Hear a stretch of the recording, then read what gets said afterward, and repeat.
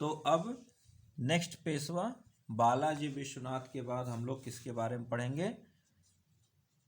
बाजी राव फर्स्ट। और इनका टाइम पीरियड है 1720 टू 1740। और 1720 में ये पेशवा बने। और देखा जाए तो उस वक्त इनकी एज भी 20 साल ही थी। 1720 में पेशवा बने 20 साल के एज में। इनके बारे में कहा जाता है कि ये अपने लाइफ टाइम में कोई भी बैटल नहीं हारे। और जो मराठा अपने असली जेनिथ पर यानी पीक पर जो पहुंचे थे वो इन्हीं के पेशवाशिप में पहुंचे थे। तो इसको लिख लीजिएगा। लिखिए Maratha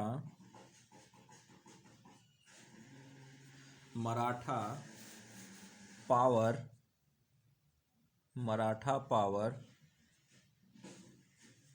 reached at its zenith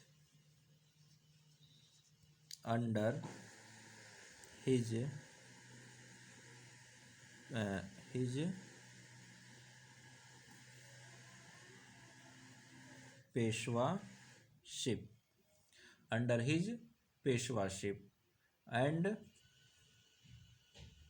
he never lost a battle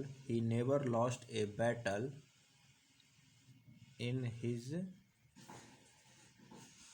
lifetime। जब तक ये पेशवा रहे तब तक इन्होंने कोई भी बैटल नहीं हारे। नेक्स्ट पॉइंट लिखिएगा। ही मतलब कौन? Baji Rao first. He wanted to expand Maratha power from Krishna to कहाँ तक? अटोक। तो इतना बड़ा ये मराठा साम्राज्य बनाना चाहते थे, छोटा मोटा नहीं, बहुत बड़ा एरिया। ठीक है, नेक्स्ट पॉइंट लिखिएगा।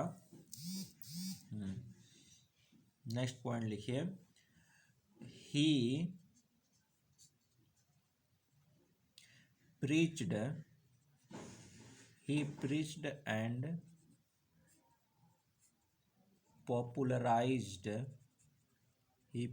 and popularized the idea of Hindu पदशाही।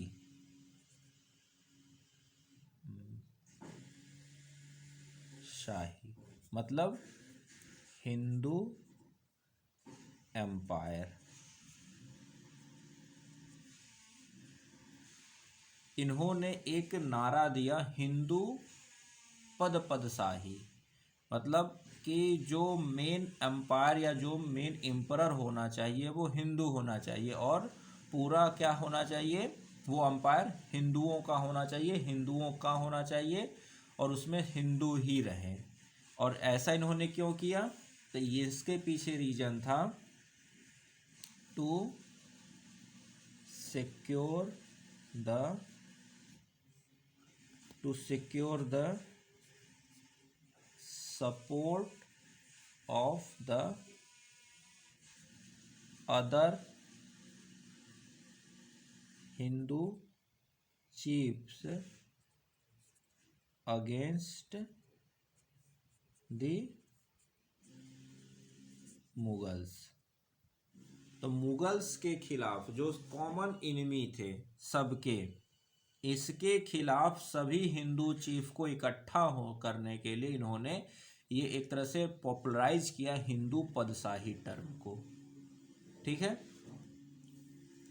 तो यहाँ आपको क्या याद रखना है कि बस ये याद रखना कि हिंदू पदशाही टर्म किससे जुड़ा हुआ है? बालाजी से जुड़ा हुआ है, बाजीराव से। हिंदू पदशाही किससे जुड़ा हुआ है? बाजीराव से जुड़ा हुआ है। ठीक है, नेक्स्ट पॉइंट लिखिए,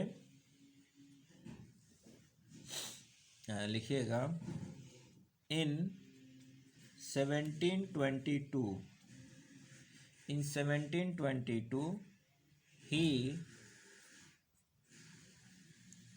कैप्चर्ड सालसेट, ये एक जगह है, एंड बसीन। ही कैप्चर्ड सालसेट एंड बसीन, किससे? From the Portuguese.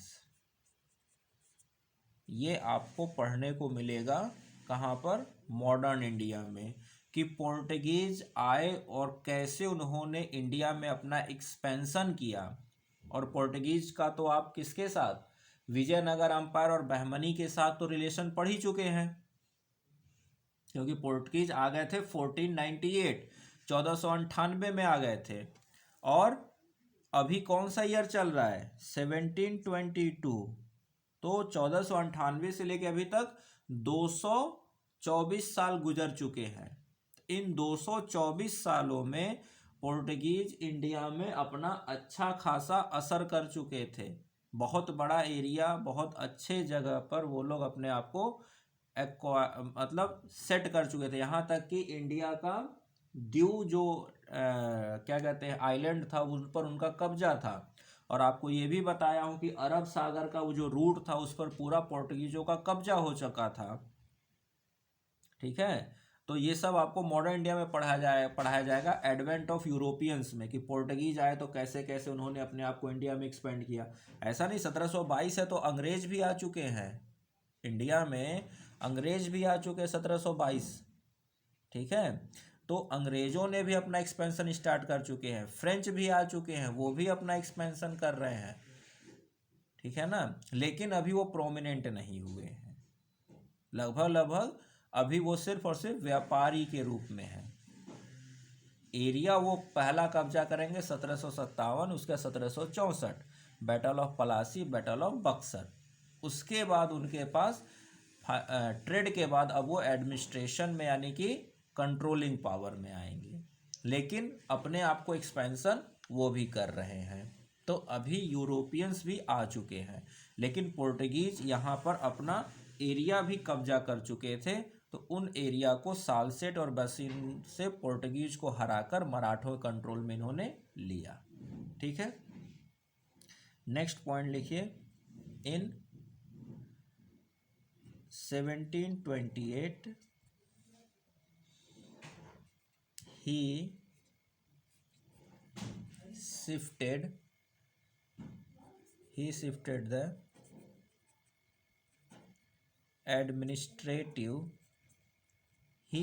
the administrative capital from Satara to Pune, Satara to Pune. तो जब एक रॉयल हाउस ऑफ कोल्हापुर बना था ताराबाई के अंडर में, शिवाजी टू जिसके मतलब छत्रपति थे, तो साहू जी ने जब वो जीता था मराठा एरिया, तो सतारा में इन्होंने अपने कैपिटल्स रखा था। 1728 में जाकर क्या हुआ, इन्होंने एडमिनिस्ट्रेटिव कैपिटल सतारा से पुणे ट्रांसफर कर लिया। ठीक, यहाँ तक कोई प्रॉब्लम नहीं। अब इसके आगे से पढ़ते हैं। अब होता क्या है कि जब ये अपना एक्सपेंशन करते हैं तो आपको उस वक्त थोड़ा सा मैंने बताया था कि जो निज़ाम उल मुल्क था वो डेक्कन में आकर अपनी हैदराबाद वाले एरिया में एक ऑटोनोमस स्टेट इस्टेब्लिश करता है। कहाँ पर? हैदराबाद वाले एरिया में अपना ऑटोनोमस स्टेट इस्टेब्लिश करता है निज़ामुल मुल्क। तो उसको हम लोग पढ़ेंगे निज़ामुल मुल्क के बारे में कि कैसे वो एक अपना ऑटोनोमस स्टेट एरिया हैदराबाद के आसपास के एरिया में इस्टेब्लिश करता है। तो जब हैदराबाद में वो अपना एरिया इस्टेब्लिश करता है तो थोड़ा सा आप मैप को समझिए। देखिए डेक्कन के हैदराबाद और इसके आसपास क्या है, वो अपनी एरिया डेवलप करता है। कौन? निज़ामुल मुल्क। तभी तो हैदराबाद के निज़ाम कहे जाते थे। हैदराबाद का सुल्तान नहीं होता था, हैदराबाद का एम्पायर नहीं होता था, हैदराबाद का किंग नहीं, हैदराबाद क्या होता था, निज़ाम हुआ करता था, क्योंकि निज़ामुल मुल्क ने इसकी शुरुआत की थी, इस ऑटोनॉमस एरिया की। तो जब यहाँ पर है, और देखिए ये सतारा, यहाँ पर क्या है, सतारा, सतारा से इन्होंने कहाँ ट्रांसफ़र किया, पुणे, ठीक है। अहमदनगर, बीजापुर, ये सब, ये एरिया, ये सब तो अब ख़त्म हो चुका है। अब कहाँ आ चुका है, ये सब इन्हीं के कंट्रोल में आ चुका है, मराठों के। तो अगर देखिए ये कृष्णा रिवर है, तो कृष्णा रिवर वाला ये पूरा एरिया क्या था, इनके कंट्रोल में था। और यहाँ पर कौन है, निज़ाम है, हैदराबाद का निज़ाम। तो मराठा का बाउंड्री और निज़ाम की बाउंड्री आपस में क्या कर रही है, कोलाइड कर रही है। तो अब इन दोनों के बीच में क्या होगा, कुछ कॉन्फ्लिक्ट होंगे, क्योंकि ये निज़ाम चाहेगा कि मराठों को कंट्रोल करना, और मराठा चाहेंगे कि निज़ामों को कंट्रोल करके हम और एरिया अपना एक्सपैंड करें। तो अब इन दोनों के बीच में होगा छोटे दो कॉन्फ्लिक्ट होगा। तो निज़ाम और मराठा एक दूसरे के हमेशा खिलाफ रहते हैं। इक्का दुक्का वक्त पर जब टीपू सुल्तान मैसूर वाले खिलाफ वॉर होता तो ये दोनों मिल जाते हैं और अंग्रेज़ों के साथ, तब टीपू सुल्तान की हार। तो वो हम लोग मॉडर्न इंडिया में पढ़ेंगे, मैसूर वाला।